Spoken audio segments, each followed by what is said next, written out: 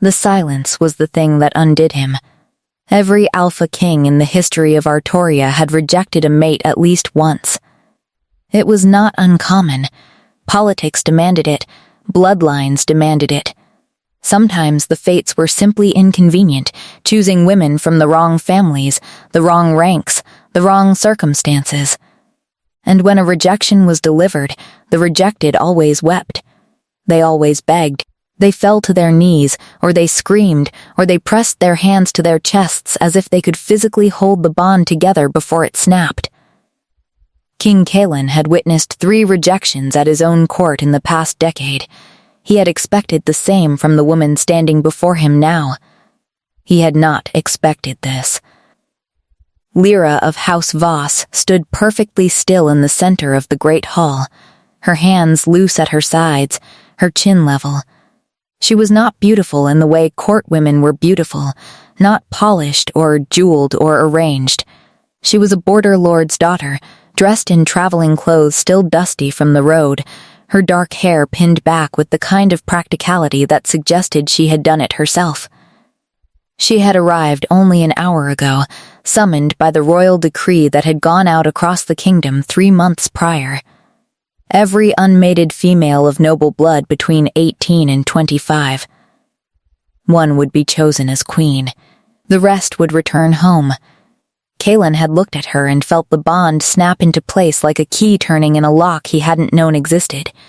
He had rejected her anyway. The reasons were sound. House Voss was a minor house, half ruined by a border dispute his own father had started 20 years ago. Lyra had no political value, no allies, no wealth to bring to the crown. He needed a queen who would strengthen Artoria's position, not one chosen by the blind instinct of his wolf. He was a king before he was a wolf. He had always known that, so he had spoken the words calmly, formally, in front of his entire court. I, Kalen, Alpha King of Artoria, do not accept this bond. I reject you as my fated mate. And Lyra of House Voss had looked at him, really looked at him, with eyes the color of deep winter water, gray, green, and utterly still, and she had said nothing. Not a single word. She did not cry. She did not beg. She did not reach for him or argue or crumble.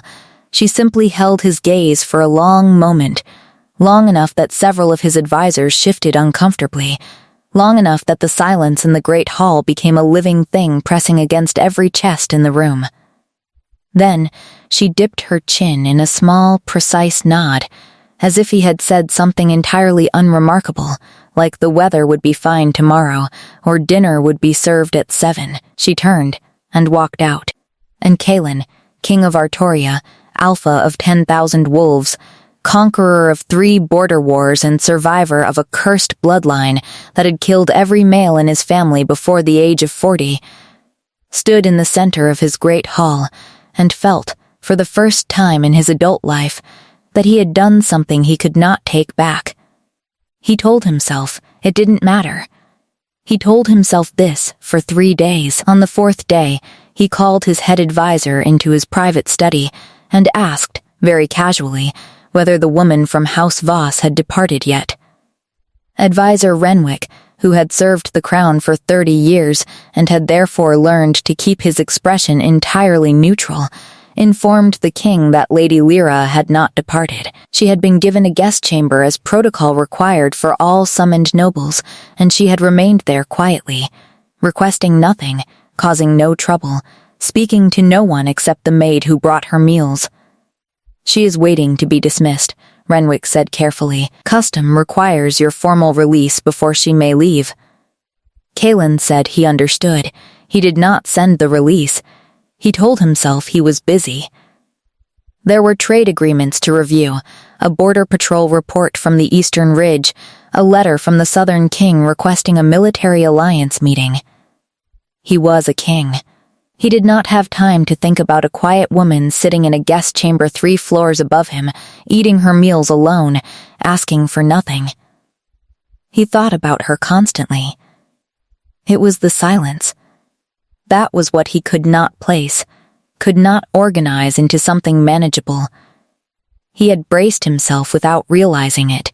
Some part of him had been prepared for the reaction that did not come, and the absence of it had left something exposed that he did not know how to cover. When a wound bleeds, you know what to do with it. When it simply opens silently and waits, you don't know where to press. On the 7th day, he walked to her chamber. He told himself he was going to release her formally, that he owed her that courtesy given how publicly he had spoken the rejection. He told himself it was a matter of protocol. He was very convincing, even to himself, right up until the moment he knocked on her door and heard her quiet voice say, "Come in," and he stepped inside and found her sitting by the window with a book open in her lap, looking entirely unsurprised to see him. As if she had been waiting, as if she had known he would come. "Your Majesty," she said, and her voice was exactly as he remembered it, low and steady, with no particular emotion he could name. He stood in her doorway and realized he had not planned a single word of what came next. The room was small by palace standards, though it was finer than anything she had likely occupied at the border estate. A narrow bed with a wool blanket she had folded herself. He could tell by the precise, practical corners. A writing desk with a candle burned halfway down, and a stack of letters she had clearly been composing, though she turned them face down when he entered, unhurried and without guilt. The window behind her looked out over the training yard, and the late afternoon light came through it sideways, cutting across the floor in long pale bars. She did not rise. Protocol required that she stand in his presence, and she did not. He found he did not care. "Sit," he said, because she was already sitting, and the word came out wrong, too late and slightly foolish, and he watched something flicker briefly at the corner of her mouth.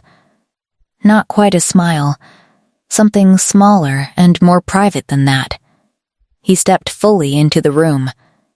The door closed behind him. He had not brought Renwick, had not brought a guard, had not brought anyone, which he understood was its own kind of statement. "I came to offer the formal release," he said.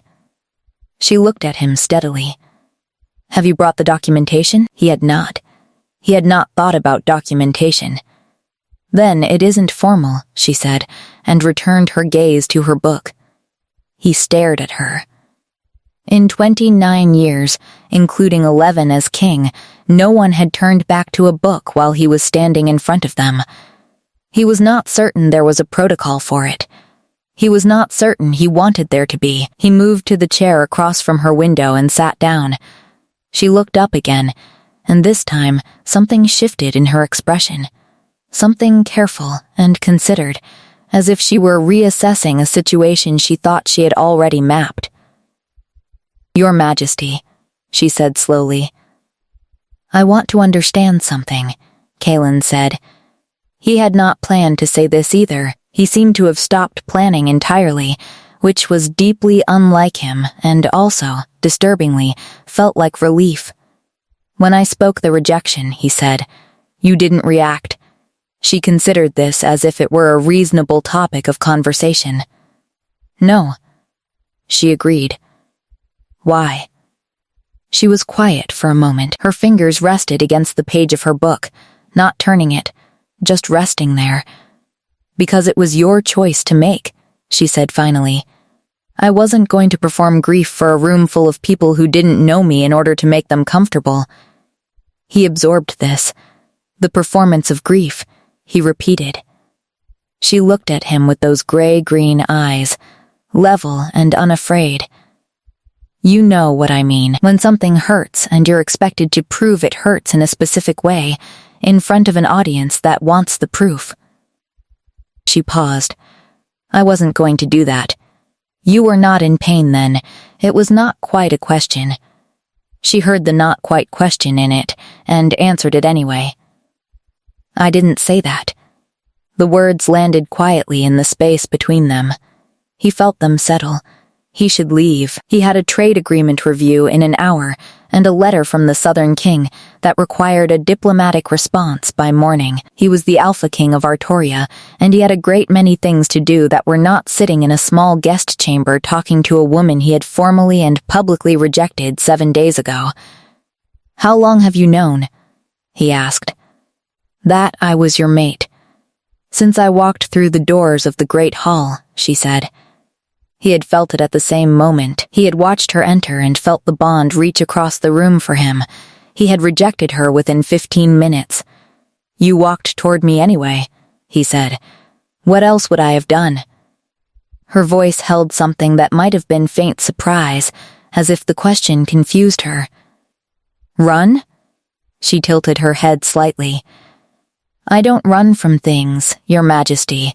I'm not built that way." He looked at her, really looked. The way he had not permitted himself to do in the great hall, because looking felt dangerous, felt like conceding something. She was 22, he knew from Renwick's file. A border lord's only surviving child after her 2 brothers had died in the same dispute his father had created. She had managed her father's estate for the past 3 years after the old lord's health had failed. She had no political connections, no wealth, no crown value whatsoever. She had the steadiest eyes he had ever seen on a living person. "Why did you stay?" he asked. "After the rejection, you could have demanded the release immediately. Custom says I need your permission to leave." "Custom," he said, and his voice came out slightly different than he intended, slightly rougher. "You stayed because of custom." She met his gaze. "I stayed because I was curious," she said simply. "I wanted to see what you would do." He felt something shift in his chest, something tectonic and deep, the kind of movement that is barely perceptible from the surface but changes everything underground. And, "What am I doing?" he asked. She looked at him for a long moment. "You came back," she said. He had no response to that. It was precisely accurate and therefore unanswerable. He sat with it in the pale afternoon light while she returned to her book, not dismissing him, not performing patience, simply existing quietly in the same room as him, as if his presence required nothing from her, as if she were entirely comfortable in the silence that most people found unbearable. He stayed for another hour. Neither of them spoke again. It was the most peaceful hour he had spent in 11 years. He did not send her the formal release that night. He told himself it was because he had returned to his study and found 3 urgent dispatches waiting, and the release simply had not been prioritized. This was partially true. There had been dispatches. He had also sat at his desk for a long moment after reading them and found himself thinking about the way she had said, "I don't run from things, Your Majesty," with that faint note of genuine puzzlement, as if the alternative had simply never occurred to her as an option. His mother had run. That was the thought that arrived uninvited and unwelcome. His mother had been fated to a man she did not love, and had spent every year of Kaelin's childhood running from it in smaller and smaller ways, until the running had consumed her entirely and left nothing behind but absence. He had been 9 years old when she left. He had been 11 when they received word she had died in a border province, alone, having finally run far enough that no one could reach her. He had decided very young that he would not be like his father, who had begged and broken himself, trying to hold a bond together with someone who did not want it. He had also decided he would not be like his mother. He would be the king. Kings did not chase. Kings did not beg. Kings made logical choices and held to them. He had never accounted for the possibility of someone who simply stayed. Renwick found him the next morning in the eastern courtyard, running drills with the guard captains before dawn the way he always did, when something was occupying his mind too heavily for sleep. The advisor stood at the courtyard edge with a leather folio and the particular expression of a man choosing his words. "The Lady Voss has submitted a formal request," Renwick said. Kalen wiped sweat from his jaw with the back of his wrist. 4? For permission to access the library. She has apparently exhausted the volumes in her chamber and would like to read. He stared at Renwick. She would like, he said carefully, access to the Royal Library. Yes, Your Majesty. Renwick's expression did not change. She submitted the request through proper channels, in writing, very politely. She specified she would observe all restrictions regarding restricted archives and would require no escort. Granted, Kalen said. Renwick made a small notation in the folio. Also, he said, in the same measured tone, the Southern Ambassador's office has requested a formal timeline for the military alliance discussion. They are expecting a delegation within the month. I know, Kalen said. The alliance would require a political marriage, Renwick said. As we have discussed, Lady Soren of the Southern House would be an appropriate choice. She is well connected, her father controls 3 ports, and she is, by all accounts, accomplished and personable. Kalen picked up his practice sword again. Yes, he said. I know. Renwick waited. Schedule the ambassador's meeting, Kalen said. I haven't decided anything yet. Of course, said Renwick, and withdrew. Kalen went back to his drills.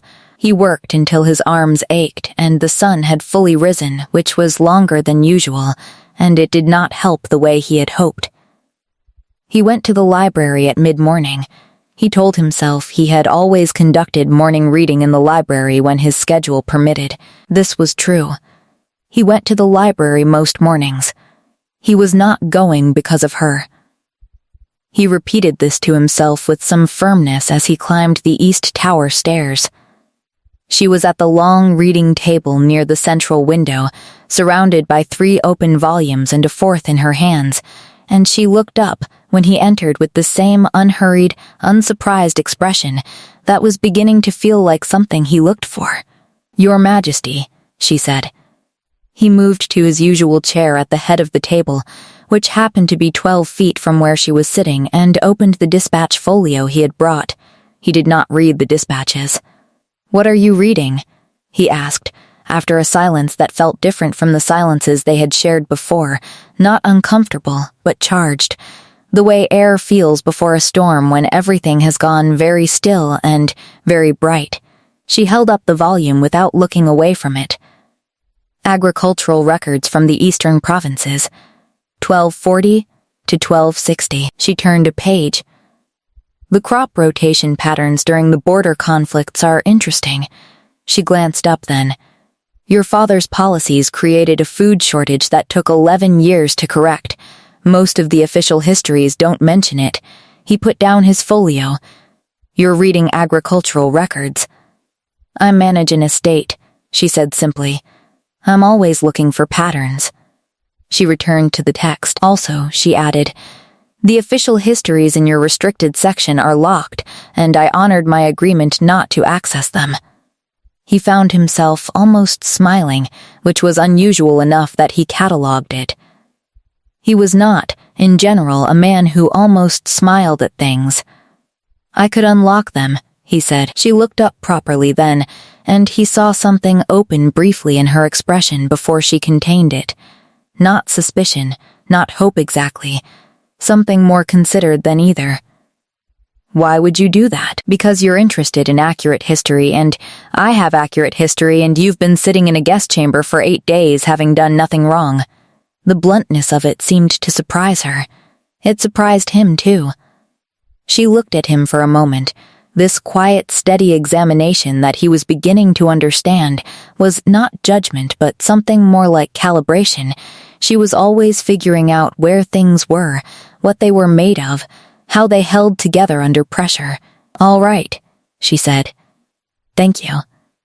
He unlocked the restricted archive himself, rather than calling a guard, which was another thing he had not planned to do and could not entirely explain. He handed her the access key, and she took it with a serious nod, as if accepting a responsibility. She was still reading when he left 2 hours later. She did not ask him to stay. She did not perform gratitude beyond the single thank you, did not make the access into more than it was. He walked back to his official duties with the strange sensation of someone who has given something away freely and found themselves richer for it. The news reached him on a Tuesday. He was in the War Council when Renwick slipped into the chamber and placed a folded note beside his hand with the quiet efficiency of a man who knew it was urgent. Kalen read it without changing his expression, finished the sentence he was speaking to the council, and adjourned the meeting 20 minutes early. House Voss had formally accepted a betrothal offer. Lord Aldrich of House Fen, a minor northern lord with reasonable holdings and no particular distinction, had sent his offer to the border estate 10 days ago, presumably in the weeks immediately following the public rejection when it had become clear to every house in Artoria that the woman who had been brought to court as a potential queen had not been chosen. Several houses had moved quickly. House Fen had moved first, and Lyra's father, aging and ailing and pragmatic, had accepted on her behalf. She was to be married within the season. She would leave Artoria within the fortnight, once the formal release was granted. She had not told him. He sat with this in his private study for a long time. She had known. The letters she had been writing when he first came to her room, the ones she had turned face down without any particular hurry, he understood now what they had been. Responses to her father. Discussions of terms. She had been managing her own future from a guest chamber in his castle, quietly and efficiently and without asking him for anything, while he sat in council meetings thinking about her steadiness and her gray-green eyes and the way she had said, "I'm not built for running." She had not run. She had simply made alternate arrangements. He went to the library. She was there, as she had been every morning for the past 8 days, at the same table with the same practical posture, the restricted archive key he had given her resting beside the inkwell. She looked up when he entered. He stood in the doorway. "You're leaving," he said. Her expression was very calm. "You haven't granted the release yet," she said. "So technically, no. Your father accepted the Fen offer." "Yes." She did not look away. "He's practical. It's a reasonable match." "And you?" He moved into the room. He had not meant to cross the threshold, but his body made the decision before his mind caught up. "Are you practical?" She watched him approach. "Generally, yes." Her voice was steady, but something in it had shifted, something minute and careful, like a hand holding something fragile and not letting the effort show. Kalen stopped at the edge of the table. He could smell her now. Clean winter air and old books, and beneath that something warmer, something that his wolf recognized with an ache he had been managing for 9 days. The bond he had rejected had not dissolved entirely. It never did. Not immediately. It faded over weeks, and it had been fading. But standing this close to her, it pressed against the back of his sternum like a hand pushing from the inside. "Were you going to tell me?" he asked. She was quiet for a moment. "I didn't think it required your input," she said. "You made your decision. I made mine." He pulled the chair across the table from her and sat. This was his library, and it was, he noted distantly, her territory now. She had been here every day, and he had come to her. He understood this. "Lyra," he said. It was the first time he had used her given name. He watched her register it, watched the careful steadiness absorb the small shock of it. "Yes," she said. He put his hands flat on the table. He was not, in general, a man who was unsure of his words. He had been delivering decrees since the age of 18 and had never fumbled one. He found now that every word he had prepared on the walk across the castle had abandoned him, leaving him with only the raw material of what was true. "When I walked into the great hall 9 days ago," he said, "and the bond made itself known, I had half a second before I would have had to act on it, or reject it. I used that half second to make a calculation about political advantage and bloodline value." He paused. I don't regret making calculations. I am a king. That is what I'm built for." She said nothing. She was listening with her entire body, the way she did everything, completely present without performing presence. "But I made the calculation too fast," he said. "I didn't account for." He stopped. Started again. "The variables I was calculating didn't include you. They included your house and your rank and your political utility. They didn't include the fact that you would walk into that hall knowing what you were walking into and still not flinch. They didn't include the fact that you would absorb a public rejection without breaking because you refused to perform pain for an audience." He looked at her. I was calculating the wrong things. Lyra looked at him for a long moment. The morning light came through the library window and made everything very clear, every line of her face, every shift in her expression as she worked through what he had said. "That is," she said finally, "a very careful way of saying you made a mistake." Something moved in his chest. It was almost a laugh. "Almost. Yes," he said. "It is." She was quiet again, but it was a different kind of quiet now, a thinking quiet rather than a waiting one. He let her have it. "Are you asking me," she said at last, "to disregard a betrothal my father has already accepted, in a political climate where refusing Lord Fen would be a considerable insult to a northern house, in order to what, exactly?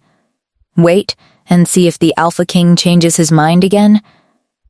When she laid it out that way, he understood precisely how insufficient everything he'd just said was. And he also understood, looking at her face, that calm, careful, measuring face, that she was not saying no. She was asking him to do better, to offer something more real than regret. He met her eyes. "I am asking you to give me time to undo what I did," he said. "Formally, completely. I am asking you to let me fix it." The silence stretched. Outside, the training yard sounds drifted up faintly. Somewhere in the castle, a door closed. "How much time?" Lyra asked. "As much as you need to trust that I mean it," he said. She looked at him, and he looked at her, and the bond, half faded and still there, moved between them like a tide that had never fully gone out. "1 month," she said finally. "Then I decide." He began the next morning, not with flowers or jewels or any of the formal courtship gestures that his advisors would have recommended if he had told them what he was doing, which he did not. He understood, instinctively, that those things would not work with her, that she would receive them politely and file them in the same category as the public rejection. Performances. Things done for audiences. She had made her position on performances very clear. He began with the thing he had already learned she valued most: accuracy. He came to the library at dawn and left a single document on the table beside her usual chair. It was the original border dispute record from 22 years ago, the actual record, not the official history, pulled from the restricted archive, the document that showed, in the late king's own hand, the order that had dispossessed House Voss of 1,200 acres of prime eastern farmland in exchange for a political alliance that had dissolved within 4 years anyway. The record that official histories had quietly reclassified under administrative adjustments. He left it there and went to his morning drills. When he came to the library 2 hours later, she was sitting at the table with the document open before her, and an expression on her face that he had not seen before. It took him a moment to name it because it was layered. Anger, he thought, yes, anger, but beneath that something older and more tired. The look of someone who has suspected a thing for a long time and has just had the suspicion confirmed. She looked up when he entered. He sat in his usual chair. He said nothing. He let her have the room. After a long moment, she said, quietly, he knew it was unjust. "Your father. He knew, and he did it anyway." Yes, she looked back at the document. Her jaw was set. And House Voss was too small to push back effectively. And by the time the alliance dissolved, there was no political will to revisit old land claims. Yes, she was quiet. Then, does it still stand? The original claim. Legally, he said, it was never formally extinguished. It was reclassified, which is not the same thing. She looked at him then with those level eyes, and he held her gaze. I am not offering this as a courtship gesture, he said carefully, because he knew she needed to hear that clearly. The land should have been returned 15 years ago. I am beginning the process regardless of anything else. She studied him. Why now? Because I was reading your estate records, he said, the ones you referenced when you said my father's agricultural policies took 11 years to recover from. I pulled them yesterday. You have been managing land that has been producing at 60% capacity because of a boundary dispute that never should have existed. He held her gaze. That is a wrong I can correct. So I will correct it. The silence that followed was different from any silence they had shared before. It was not comfortable exactly, it was too weighted for comfort. But it was real. He could feel her reassessing him the way she always did, this careful and methodical process of figuring out what something was made of. This is a strange way to court someone, she said at last. He almost smiled again. The frequency with which she produced this almost smile in him was notable. I don't know how to court someone, he said. I know how to govern. This is what I have. She looked down at the document again. After a moment, she said, there were 17 families displaced by the same order. I know. She looked up. I've already asked Renwick to compile the full list, he said. She was quiet for a long moment. Then she said, simply thank you, and returned to reading, and he felt something in his chest that was not the bond.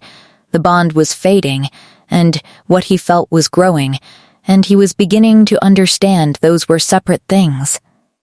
He came back every morning. He did not always bring documents. Sometimes he brought nothing, simply arriving with his work and sitting at the other end of the long table while she read. Two people occupying the same space in the particular companionable quiet of those who do not need to fill silence. He learned her patterns, the way she made small notations in the margin of her personal notebooks in a precise, compressed handwriting, the way she tucked one foot under herself when she was deeply absorbed, the way she always noticed when he had not slept, because she would look up at him once, briefly, and say nothing but bring her attention back to him slightly more frequently for the rest of the morning. Checking. He learned that she had a dry and understated wit that revealed itself rarely and, without warning, landing in the middle of apparently serious conversations, and then withdrawing before he could be entirely certain it had been there. He learned that she was ferociously competent, not in the showy way of court-educated women, but in the bone-deep, practical way of someone who has been responsible for real things for a long time and has simply gotten very good at it. He learned that she was not hard, as he had first thought, but that she had built herself a kind of architecture that held its shape under pressure, and that this was different from hardness. He learned that she was lonely. This one came to him slowly, not from anything she said, but from the way she received small things, the unlocked archive, the morning visits, once when he had asked her opinion on a trade policy question, and actually listened to her answer and revised his thinking based on it. The way she held still for a fraction of a second before responding, as if she were checking that the thing being offered was real. As if she had trained herself not to reach for things too quickly, because reaching had not historically been safe. He thought about that. He thought about it more than was comfortable. On the 14th day, something changed.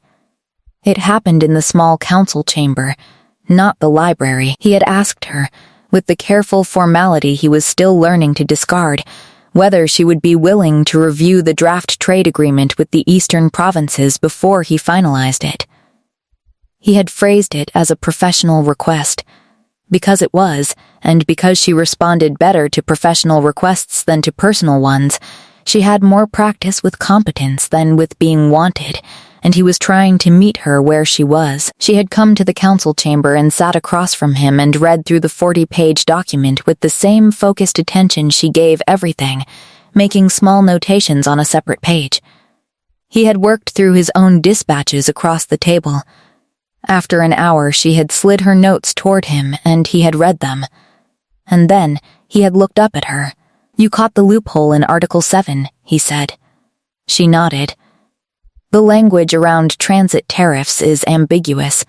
If left as written, the Eastern Lords can argue it exempts overland routes from the new rates entirely. You'd lose approximately a third of the projected revenue. His trade advisor had not caught it. The Royal Legal Council had not caught it. He had not caught it. "How did you see that?"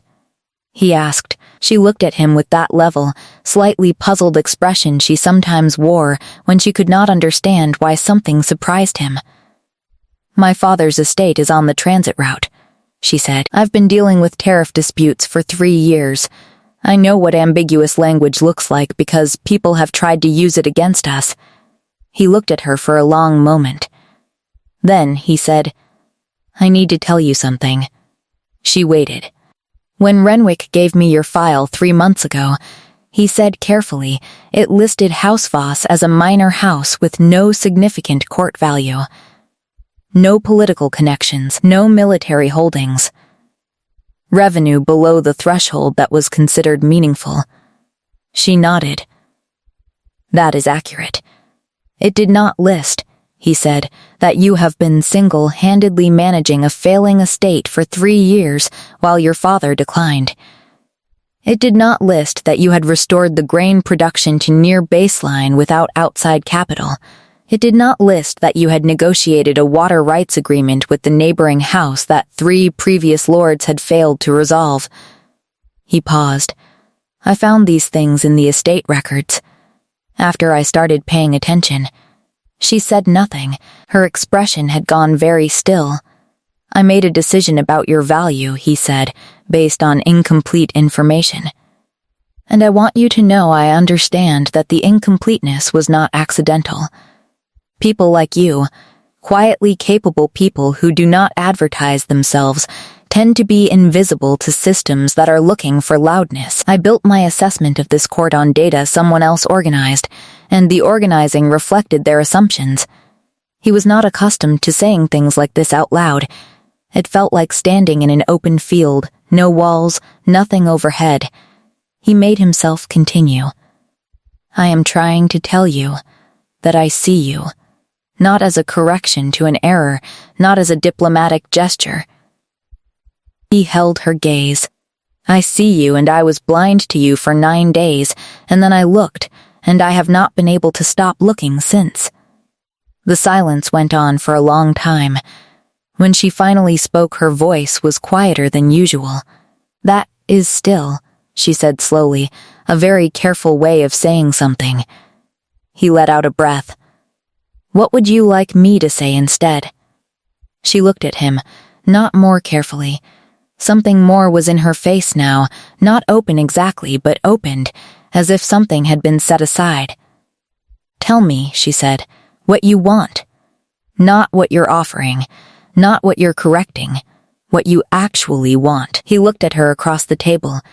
He had been a king for 11 years. He had been asked what he wanted precisely never. "I want," he said, and his voice came out low, "I want you to stop being a guest in this castle. I want you to stop writing letters to your father about men you're going to settle for, because I made you feel like settling was the best available option. I want to see what you do with a kingdom when someone gives you the authority to match the capability you already have." He paused. "And I want..." He stopped. She waited. She was very good at waiting. "I want to learn how to be in the same room with someone without the room feeling like a performance," he said. "I have not known how to do that before. In your company, I almost know how." Her hands were resting on the table, very still. Her eyes were bright, not with tears. She did not cry. He knew that now it was not her way, but with something alert and awake and new. "You would have to unsend the rejection," she said carefully, formally, publicly. "You would have to stand in the same great hall and do it in front of the same court." "I know. That is not a small thing. People will say you were weak. I know that too." She looked at him for a long time. Something in her chest was moving in a way she did not entirely have words for. She, who always had words for everything, who managed everything with language and precision and clear-eyed practicality, found herself in a place language did not quite reach. "Ask me," she said quietly. He looked at her across the council table, in the ordinary afternoon light, with no ceremony around them, no court, no audience, just two people in a room who had both been quiet for too long for different reasons. "Will you stay?" he said. "Not as a guest, not under protocol. Will you stay because you choose to?" The silence lasted 3 full heartbeats. "Yes," she said. He announced it the following morning, not at a formal court session. He did not want it to be a formal court session, did not want the weight of ceremony to make it into a performance when the entire point was that they were done with performances. He gathered the court in the great hall after the morning meal, casually, the way one might gather people to discuss a change in the weekly schedule, and he stood where he had stood 11 days ago, and he said, simply and clearly, and without embellishment, that he had made an error in judgment on the matter of the fated bond, and that he was withdrawing the formal rejection with full recognition of its political implications. The hall was very quiet. Lyra stood at the edge of the room, against the wall, not at his side. They had agreed on that.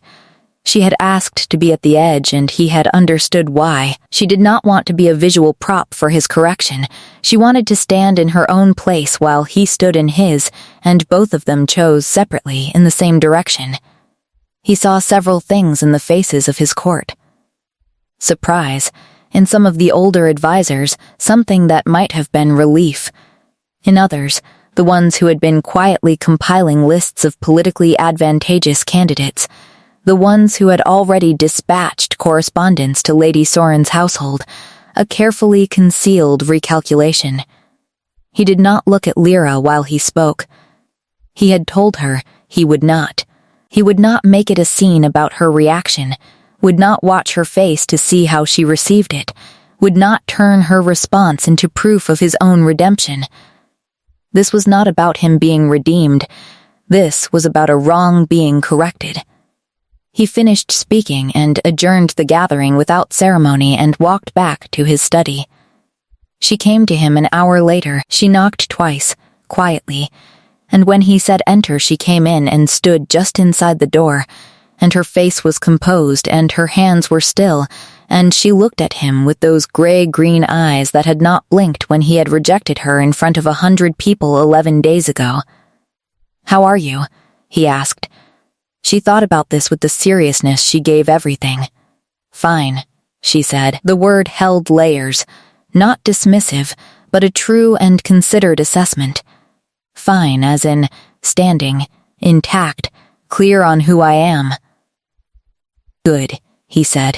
She moved further into the room and sat in the chair across from his desk, without being invited and without ceremony, which told him something about how much had shifted. She looked around his study, the maps, the stacked documents, the general organized chaos of a working king's workspace, with the attentive cataloging gaze of someone planning to be here for a long time. "It will be complicated," she said. "The announcement." "Yes. House Fen will be insulted. Renwick has already drafted the diplomatic correspondence. There will be a concession offered, access to the new eastern trade route. Lord Fen is practical. He'll accept." She looked at him. "You prepared for that before the announcement."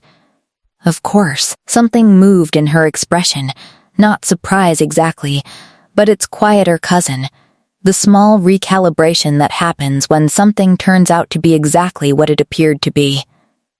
I need to send word to my father, she said. I know.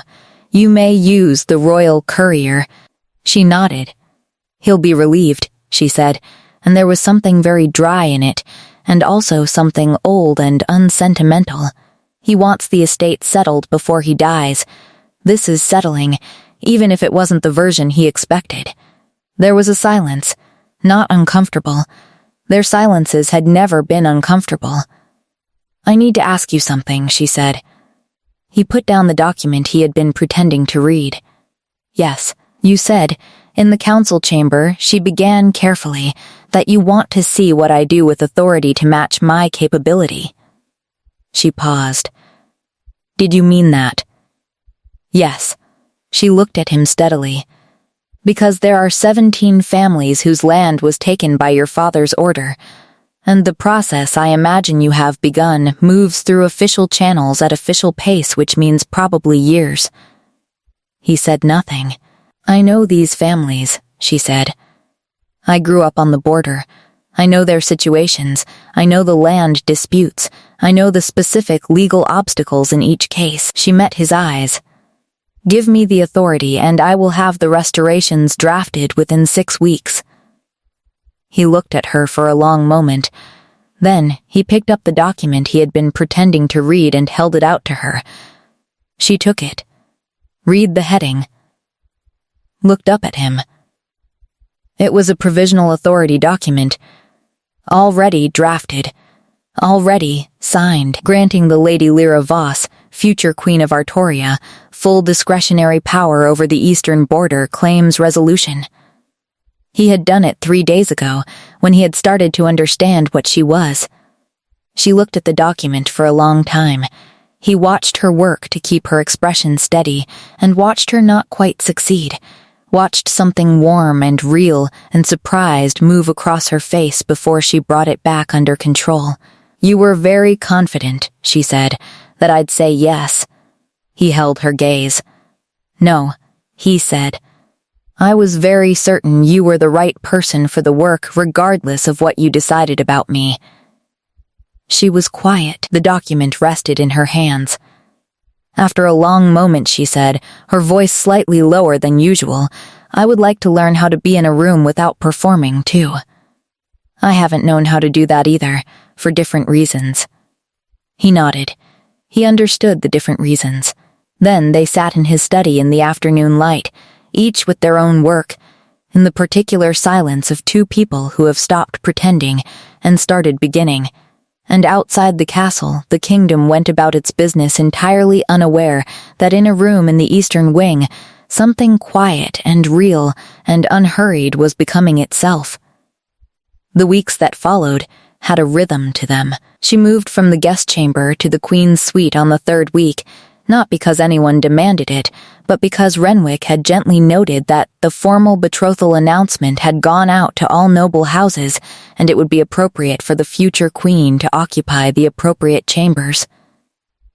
She had agreed with characteristic practicality and moved her things herself, which had caused her new household staff considerable distress until she explained she was not dismissing them.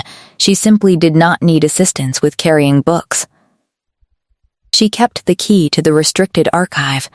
He had not asked for it back and she had not offered it. They developed a habit of evenings in the private sitting room adjacent to his study, not planned, not scheduled, simply the natural result of 2 people whose working days both ended late and who had discovered that ending them in proximity was easier than ending them alone. She would bring her estate correspondence or her legal notes on the border restorations. He would bring his council reports or his military dispatches. They would sit across from each other and work in silence that was punctuated occasionally by one of them reading something aloud that seemed relevant, or asking the other's opinion on a decision, or saying nothing at all. It was the most functional his evenings had been in 11 years. He had not realized how loud silence could be until he found a silence that was actually quiet. On a Wednesday, 3 weeks after the announcement, she looked up from her notes and said, "Tell me about the curse." He went still. She held his gaze, not aggressively, not with demand, just with the steady attention she gave everything. "I know about it," she said. "The cold in your family. The pattern." "I found references in the restricted archive," she paused, "with your permission." He had given her full access. He had not specifically thought about what full access meant.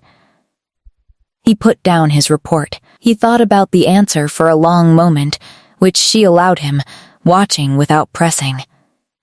His great-grandfather had made a bargain, he said finally, the way people did in the old histories, with old powers that were not precisely spirits and not precisely gods, but something older and stranger than either. He wanted victory in a war that should have been unwinnable. He got it. The price was a bloodline curse. Every male of the line would carry winter in his blood, cold to the touch, body temperature falling over decades, dying before 50 unless the curse was broken. "How is it broken?" she asked. He looked at her. "A true bond," he said, "not a convenient one, not a political one.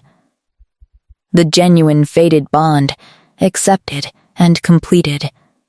He paused. "My father never accepted his. He spent his life fighting it. My grandfather died at 43, believing the cold was a disease rather than a curse." "And you?" she said carefully. "How cold is it?"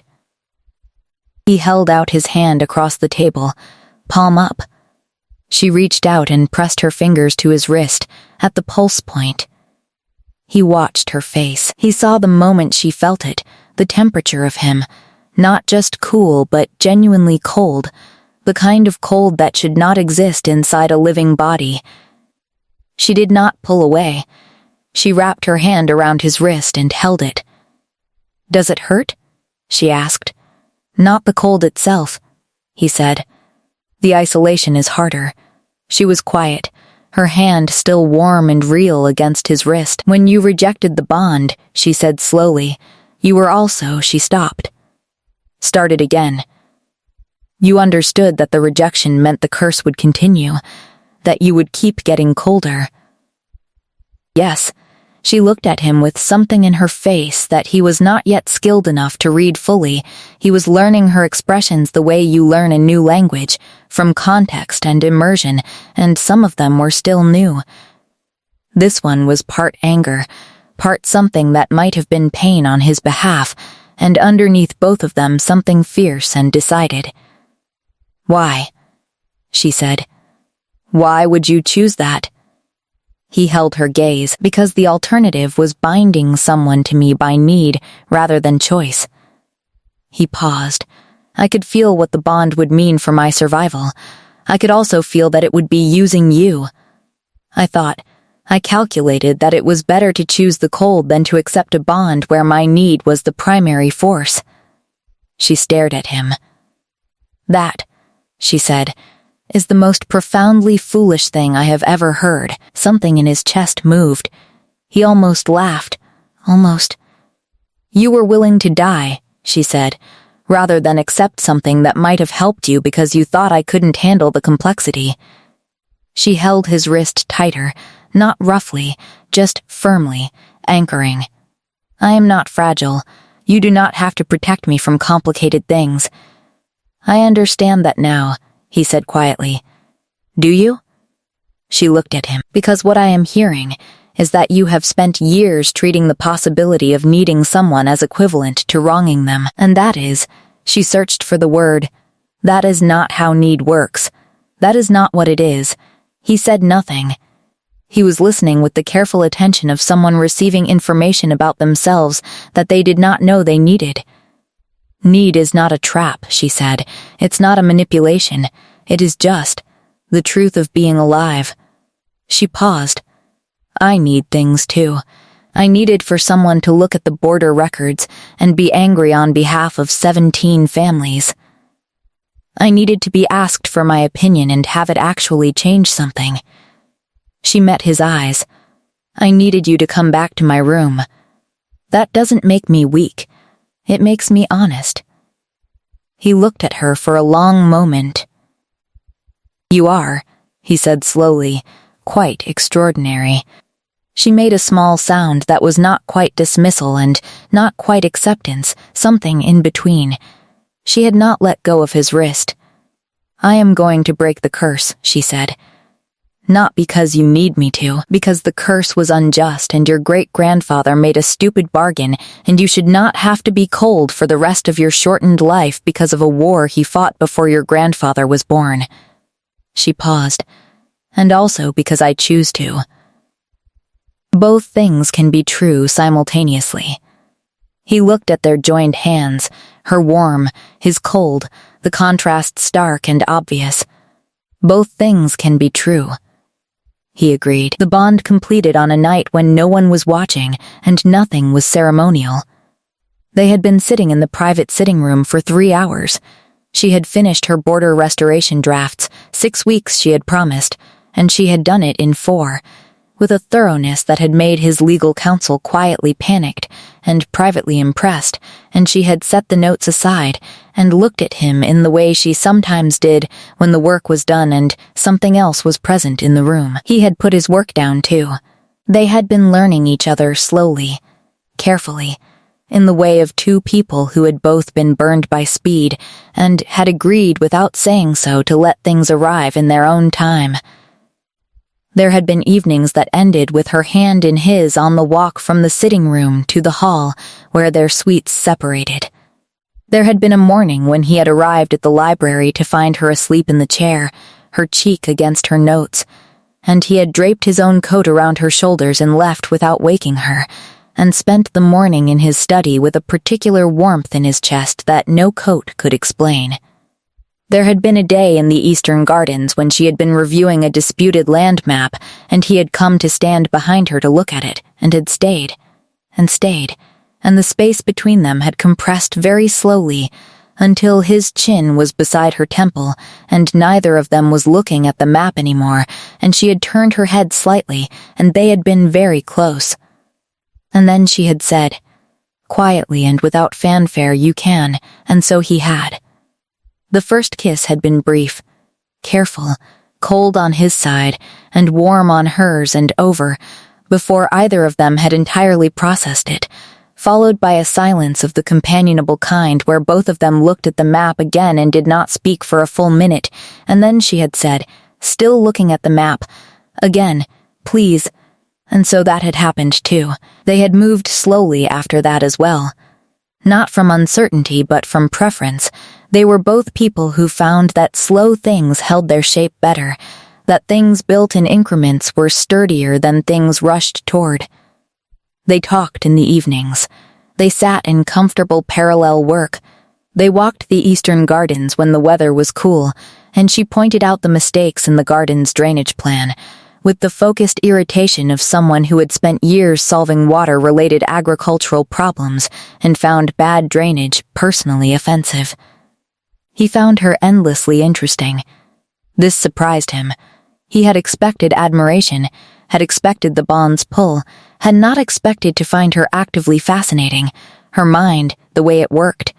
The particular combination of practicality and depth that meant she could discuss crop rotation with the same quality of attention she gave philosophical questions about justice. He had not expected to like her as much as he did, as a person, as someone he would have sought out even if the bond had never existed. He told her this one evening. She was quiet for a moment. Then she said, I like you too. More than I expected to. And that is not a small thing for me to say. He understood why it wasn't small. He was beginning to understand the full landscape of what she had been through before this. The family that saw her as an asset to be managed rather than a person to be known. The years of competence in service of survival rather than choice. The way she had built that interior architecture to hold its shape because there was no one else to hold it. He did not try to dismantle it. He understood now that was not what she needed. She had not built it for protection against safety. She had built it because she was herself, and herself was careful and private and real, and the right response to that was not to tear down the walls, but to build something alongside her that she could lean against if she chose to. On the night the bond completed, it was raining outside, and she had fallen asleep in his sitting room and woken to find him still there, still reading, the lamp burning low. She had watched him for a moment before he noticed she was awake, and in that unguarded moment, he looked different, she thought. Less arranged. The careful kingship composure that he wore like a second skin had slipped in the lamplight while he thought no one was watching, and what was underneath was younger and quieter and more uncertain, and she found she loved it. She had not said the word before, even to herself. It arrived now without drama, without announcement, the way truths sometimes do. She said his name.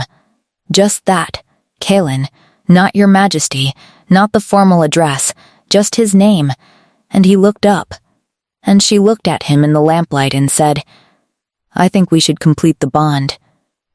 He was very still, not in the careful, controlled way of a king keeping his composure, but in the still way of someone receiving something they have wanted very much and were not sure they were allowed to want.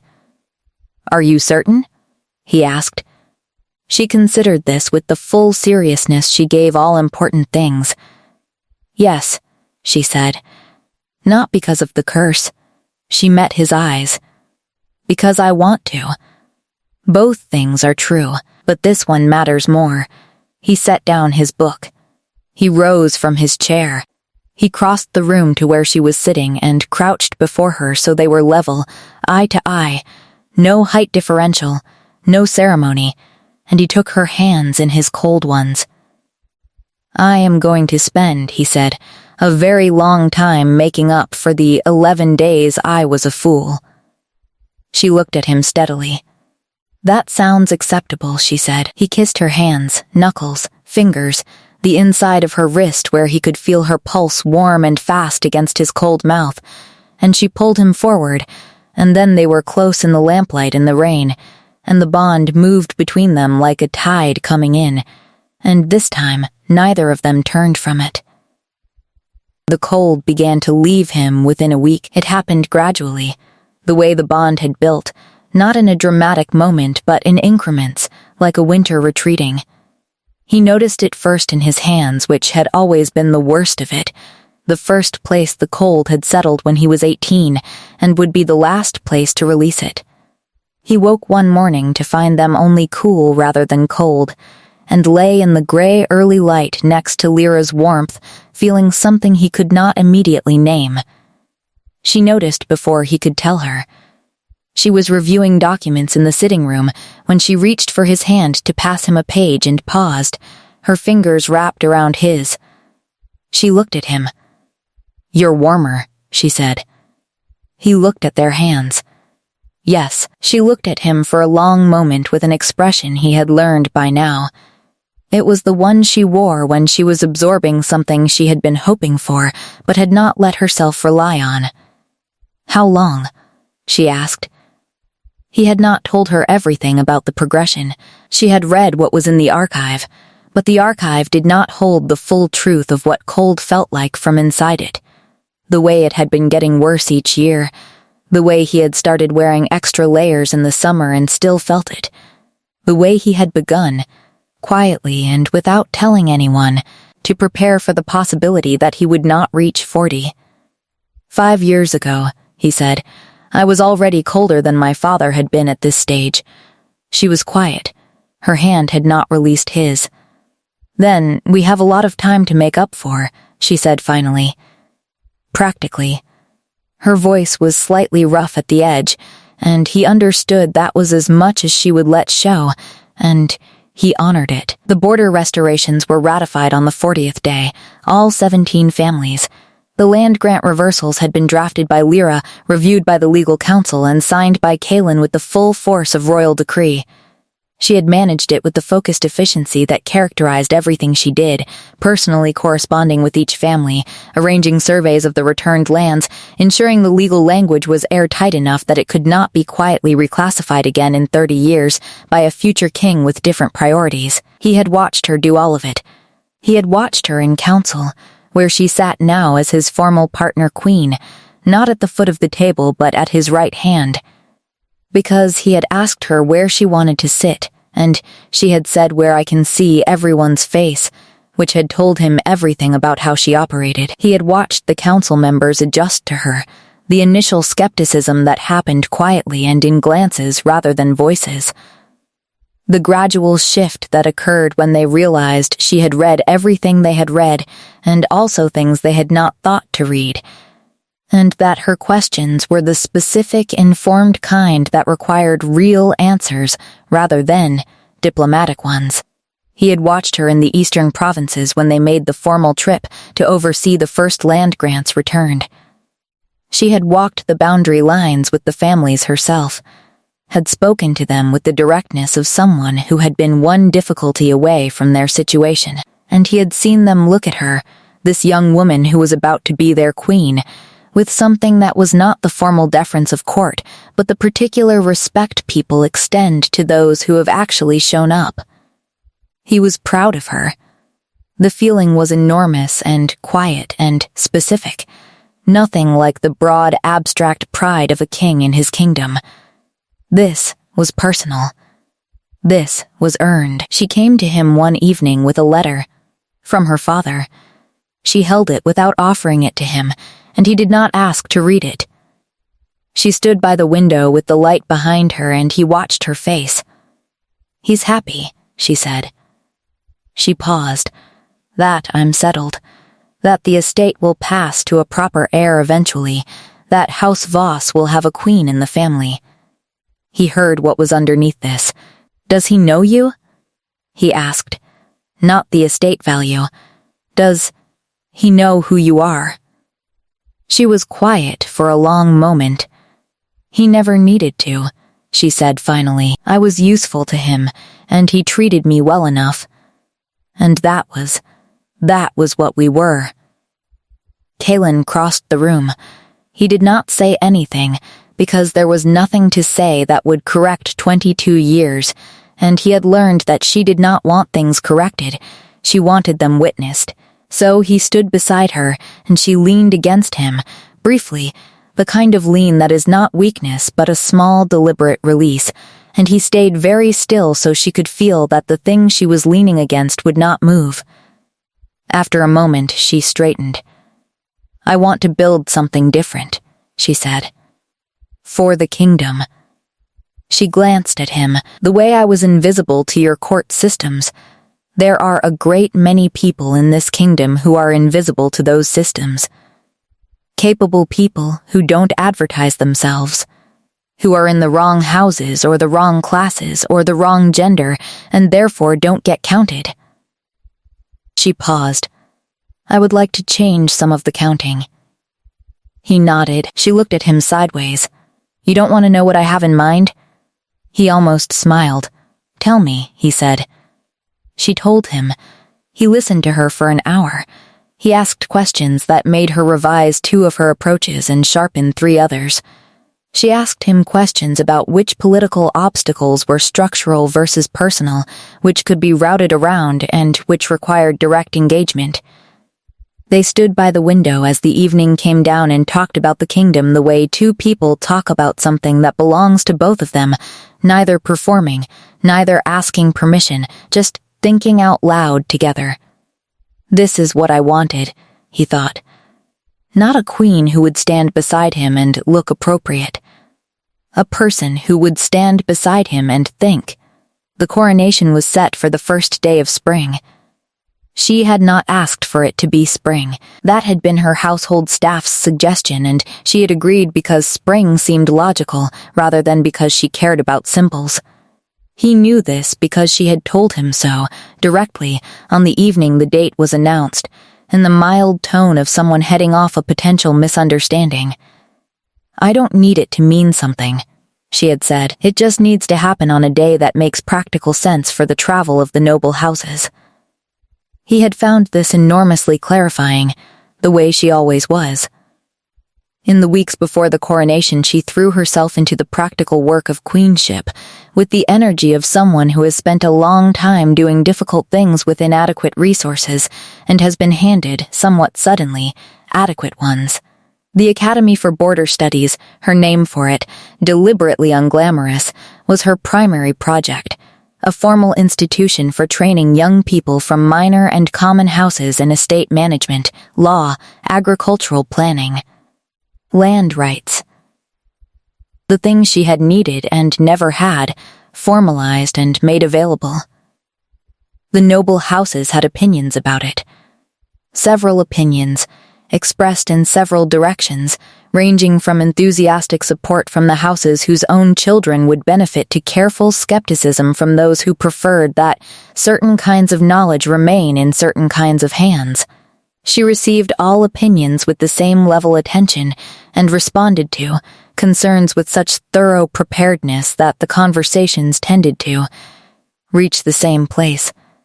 The point at which her interlocutor ran out of objections, and she had answered all of them and everyone in the room. Understood that the academy was happening, the only question was the specific details. He sat in on several of these meetings. He had not planned to. He had found himself in the corridor once when she was mid-conversation with 3 resistant lords and had stepped inside, which had caused the lords to straighten and shift into formal mode, and she had glanced at him with one of her brief readable-only-to-him expressions, not asking him to intervene, but not asking either, and he had taken the chair in the corner and said, "Please continue," and listened while she finished making her case, which she did, entirely under her own moment. Afterward, he had caught her in the corridor. She was reviewing her notes. He fell into step beside her. "You didn't need me in there," he said. "No," she agreed, not looking up from her notes. He said nothing. She glanced at him sideways, but it was useful when they switched from arguing substance to looking for permission. She returned to her notes. "You're good at that part." The permission granting, he almost said something, stopped. Then he said, "I want you to know that when I'm not in the room, the permission is already granted. You don't need me there for it to be real." She stopped walking. She turned to look at him. He met her gaze. "I mean that structurally," he said. "I'm going to formalize it before the coronation. Your authority over the academy and the border programs is not contingent on my presence or my continued approval. It belongs to the role. It will belong to the role after I'm gone, passed to whoever comes next." He paused. "You are not going to spend 20 years building something and then have it disassembled because the next king has different priorities." She looked at him for a long time. Something moved in her face that he had learned to read now, the careful assessment she gave things, checking whether they were real, and then the moment when the checking resolved and she allowed the thing to land. "Thank you," she said, quietly. Not an elaborate thank you. Not performed gratitude, just 2 words that carried the full weight of what they meant, the specific, genuine relief of someone who has built things before and had them taken, told that this time it is different. He nodded. She went back to her notes. He walked beside her. On the night before the coronation, she could not sleep. He woke to find her sitting in the chair by the window, still and quiet in the gray early morning dark, and he lay watching her for a moment before he said her name. She turned. "Come back to bed," he said. She looked at him for a moment. "I'm thinking," she said. "You can think here." She studied him in the dark, this careful study that was not doubt but presence, making sure she was seeing him clearly. Then she came back to bed and lay beside him, and he was warm now, genuinely warm, and she pulled his arm around her, and he felt her take a long, slow breath and release it. "What are you thinking about?" he asked. She was quiet for a moment. The silence had its shape, thinking quiet, the working kind. "I'm thinking," she said, "that I walked into your Great Hall 43 days ago expecting to be assessed and dismissed." She paused. "I was not expecting any of this. Are you glad of it?" Another pause, longer. "Yes," she said, comprehensively. He pressed his mouth to her hair. "Cold over cruelty," he said quietly. "You chose cold over cruelty." She made a small sound. "You were never cruel," she said. "Just confused about what you needed." He thought about this. That is a generous reading. It's an accurate one. She settled closer. "I don't do generous readings. You know that." He did know that. It was one of the things he loved most about her, that when she told him something was true, he could rely on it being true rather than kind. They lay in the dark before the coronation morning, both awake and neither performing sleep, in the comfortable specific quiet of two people who have stopped needing to fill space and started simply occupying it together. The kingdom outside was already beginning to stir. He could hear it distantly. The particular altered energy of a city preparing for ceremony. In a few hours the great hall would be full again, and she would walk into it again, and this time when the court looked at her it would be as queen. She knew what she was walking into. She was not afraid of halls full of people watching. She had walked into one before, at a terrible moment, with nothing and no one, and she had not flinched then. She would not flinch now. He thought about the moment he had rejected her. He thought about it sometimes still, not with guilt that pulled him backward, but with the clarity of understanding why it had happened and what it had cost. He had been a king making calculations, and the calculations had been wrong, and the wrongness had been revealed not in the disaster he had expected it to produce, but in the silence it had produced instead. She had not given him her pain to manage. She had taken her pain and stood in it, alone, until he was ready to look. And then, she had let him look.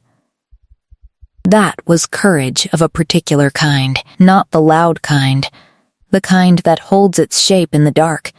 He had tried to be worthy of it. He would keep trying. "Tomorrow," she said quietly. "Tomorrow." He agreed.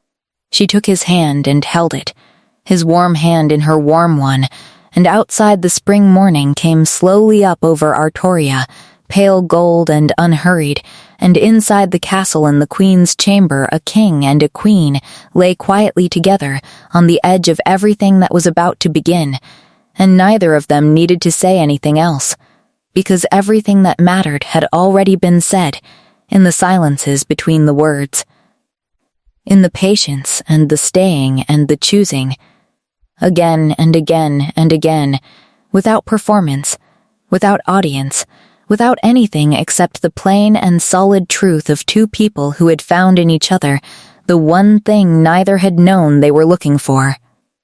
Not rescue, not completion, just someone who stayed.